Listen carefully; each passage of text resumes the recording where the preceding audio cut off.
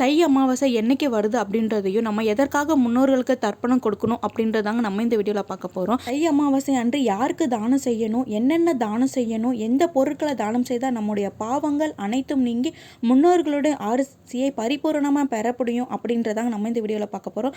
அது மட்டும் இல்லை, அன்றைக்கி நம்ம சமைக்க வேண்டிய முக்கியமான 3 காய்கறிகள் என்ன அப்படின்றதையும் நம்ம இதில் பார்க்க போகிறோம். அதுக்கு முன்னாடி புதுசாக யாராவது நம்ம சேனலை பார்க்குறதா இருந்தால் சப்ஸ்கிரைப் பண்ணிக்கோங்க, பக்கத்தில் இருக்க பெல் ஐக்கானை கிளிக் பண்ணிக்கோங்க. வாங்க இப்போ வீடியோக்குள்ளே போகலாம்.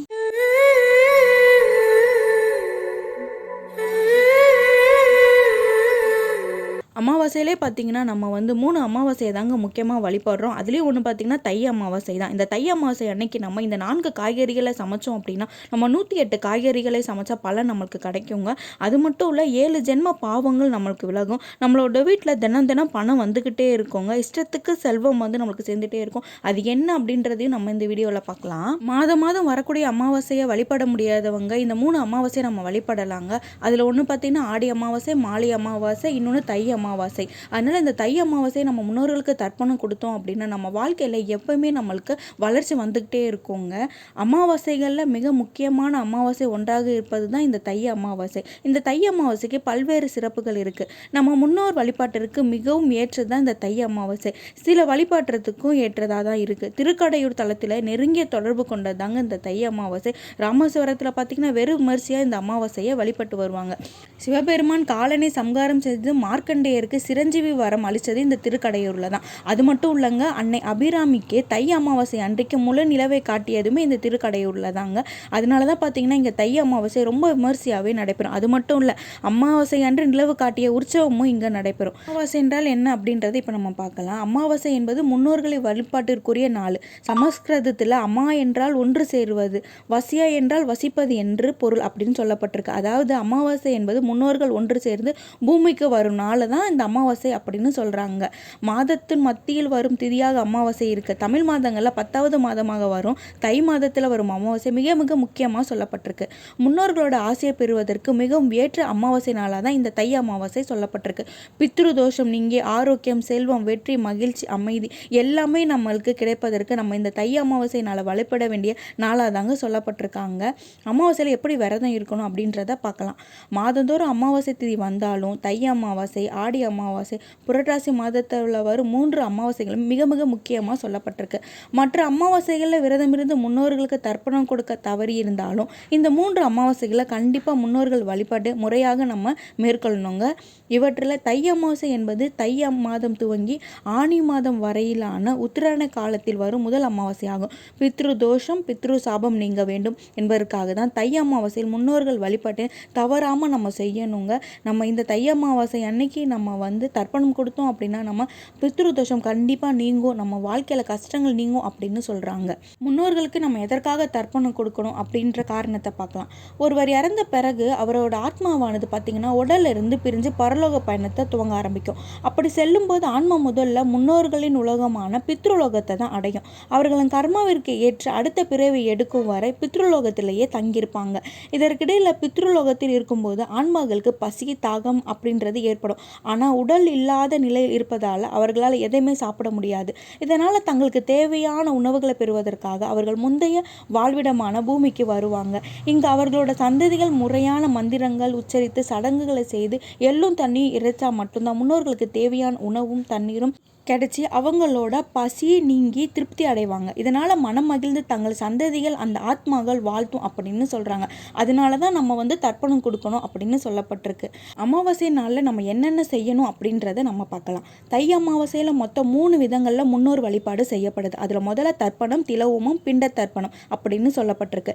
இவங்க பார்த்திங்கன்னா இறந்த போது செய்யப்படும் மகா சித்தார்த்த காரியங்களை போல இது மிகவும் புனிதமானது. அதாவது நம்ம இறந்தப்போ செய்கிற சடங்குகளுக்கும் இப்போ நம்ம செய்கிற இந்த தர்ப்பணமும் நம்மளுக்கு சமமானது அப்படின்னு சொல்லப்பட்டிருக்கு.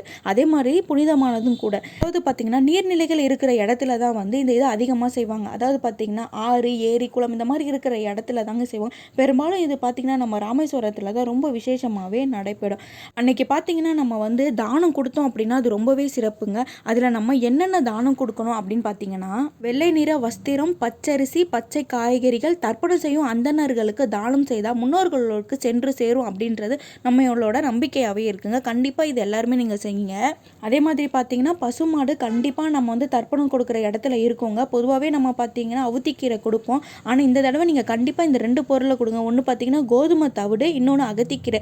இதை நீங்கள் பார்த்தீங்கன்னா நாளே கோதுமை தவிட ஊற வச்சுட்டு அதை பசுமாட்டிற்கு நீங்கள் தானமாக வழங்குனீங்க அப்படின்னா முன்னோர்களோட ஆசை கண்டிப்பாக உங்களுக்கு கிடைக்குங்க. அது மட்டும் இல்லை 7 ஜென்ம பாவங்கள் உங்களுக்கு நீங்கும். வீட்டில் வந்து நம்மளுக்கு பணம் எப்பயுமே சேர்ந்துக்கிட்டே இருக்குங்க. கண்டிப்பாக இந்த விஷயத்தை நீங்கள் மறந்துடாமல் செய்யுங்க. தை அமாவாசை என்னைக்கு வருது அப்படின்றத பார்க்கலாம்.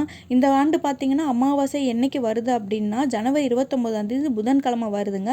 ஜனவரி 28 நைட்டு 8:10க்கு துவங்கி ஜனவரி 29 7:21 வரைக்கும் அமாவாசை திதி இருக்குது. அன்னைக்கு பெருமாளுக்குரிய திருவோண நட்சத்திரமும் இணைந்து அமைஞ்சிருக்கு.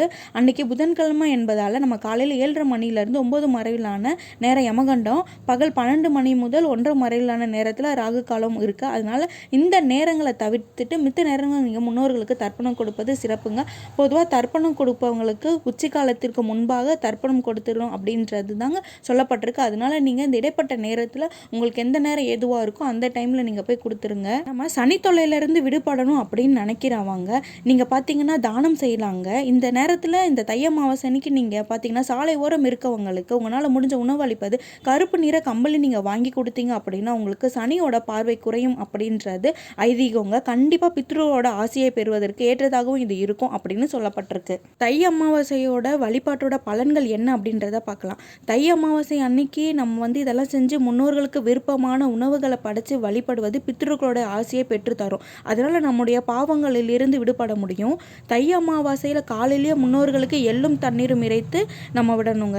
இது அவர்களுடைய திருப்தி அடைய செய்யும் என்பதால் நம்முடைய பாவங்கள் மட்டுமின்றி நமக்கு முந்தைய தலைமுறையில் இருந்தவர்கள் செய்த பாவங்கள், பித்ரு காரியங்கள், செய்யாமல் விட்ட குறைகள், தவறுகள் எல்லாமே நீங்கி நன்மைகள் அதிகரிக்கும் அப்படின்றது ஐதீகமாக இருக்குது.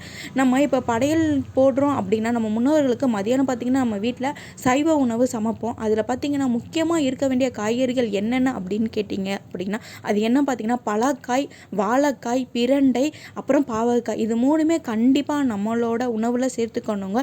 இது சேர்த்திங்க அப்படின்னா 108 காய்கறிகள் சமைச்ச பலன் உங்களுக்கு கிடைக்கும். இதை நம்ம சமைச்சு வைக்கும்போது நம்மளுக்கு 7 ஜென்மங்களில் இருந்த பாவங்கள் கண்டிப்பாக நமக்கு நிவர்த்தி ஆகும் அப்படின்னு சொல்லப்பட்டிருக்கு.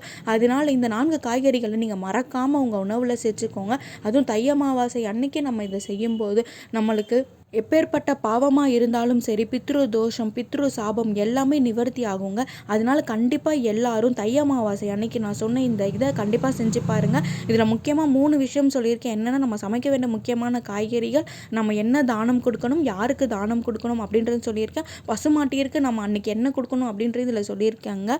வருஷத்தில் வரும் மற்ற 23 அமாவாசைகளில் விரதம் இருந்து முன்னோர்களை வழிபட முடியாதவங்க இந்த ஒரு அமாவாசை அன்னைக்கு மட்டும் விரதம் இருந்து முன்னோர்களுக்கு தர்ப்பணம் கொடுத்தா வருடம் முழுவதும் அமாவாசையில் விரதம் இருந்த பலன் நம்மளுக்கு கிடைக்குங்க.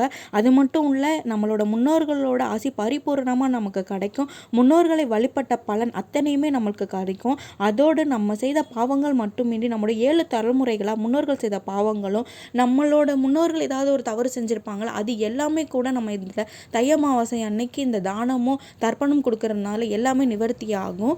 தை அமாவாசை என்னைக்கு வருது அப்படின்னு பார்த்தீங்கன்னா 29 புதன்கிழமை வருதுங்க. அன்னைக்கு தான் நம்ம தர்ப்பணம் கொடுக்கணும். கண்டிப்பாக நம்ம தை அமாவாசை அன்னைக்கு காகத்திற்கு சாதம் வைக்கணுமா, நம்ம எச்சப்படாமல் தான் காகத்திற்கு நம்ம சாதம் வைக்கணும். அது வந்து நம்ம முன்னோர்கள் சாப்பிட்டதற்கு சமம் அப்படின்னு சொல்லுவாங்க. ஓகே ஃப்ரெண்ட், இந்த தகவல் உங்களுக்கு பிடிச்சிருக்குன்னு நினைக்கிறேன். பிடிச்சிருந்தா நம்ம சேனலில் லைக் பண்ணுங்கள், ஷேர் பண்ணுங்கள், கமெண்ட் பண்ணுங்கள். புதுசாக யாராவது பார்க்குறதா இருந்தால் சப்ஸ்கிரைப் பண்ணிக்கோங்க. பக்கத்தில் இருக்க பெல் ஐக்கானை கிளிக் பண்ணிக்கோங்க. அப்போ தான் நான் போடுற வீடியோலாம் உங்களுக்கு நோட்டிஃபிகேஷனில் வரும். ஓகே ஃப்ரெண்ட்ஸ், பாய்.